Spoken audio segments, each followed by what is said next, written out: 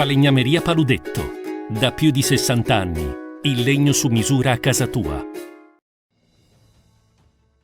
TG Plus News edizione di Venezia, buonasera. In apertura del nostro notiziario La Cronaca. Nel pomeriggio di oggi, lunedì 22 gennaio, verso le 15 si è verificato un principio di incendio nella sede del Tribunale di Rialto a Venezia. Fortunatamente nessuna persona è rimasta ferita. L'edificio è stato completamente evacuato e i dipendenti hanno affollato il vicino campo. Stando alle prime ricostruzioni, le fiamme avrebbero avuto origine da un guasto elettrico. Sul posto sono intervenuti i vigili del fuoco. Cambiamo argomento. Il ministro dell'Ambiente Gilberto Pichetto Fratin è intervenuto oggi al convegno dalla COP28 al nord-est. La transizione ecologica va colta come una nuova opportunità per le nostre imprese che, facendo gruppo, hanno sempre dimostrato di poter cavalcare i cambiamenti, ha detto il ministro in chiusura di dibattito. Vincerà chi per primo arriva ad essere sostenibile nel modello di governance e di presentazione dei nuovi principi produttivi. Il futuro dell'impresa dobbiamo costruirlo insieme, ha aggiunto sottolineando l'importanza della lettera di intenti e del cammino intrapreso dalle piccole e medie imprese del Veneto, definite una delle aree produttive più importanti del paese.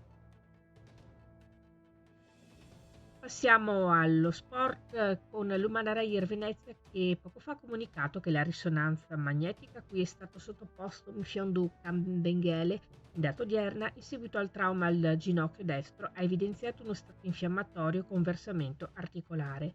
Gli esami strumentali a cui è stato sottoposto Region Tucker hanno invece evidenziato uno stato infiammatorio del piede. Entrambi hanno iniziato il percorso di cure mediche e riabilitative. E ha preso il via questa mattina a Marghera con la demolizione di 4 fabbricati da tempo abbandonati in via Trieste, l'intervento che porterà alla realizzazione di un'area verde e una nuova piastra skate park.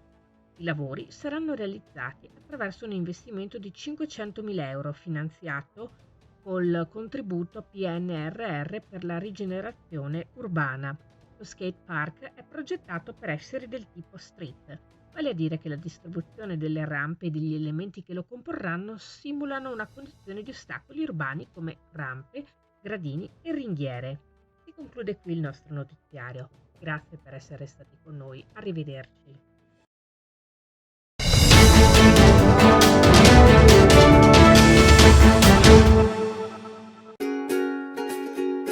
Falegnameria Paludetto. Da più di 60 anni. Il legno su misura a casa tua.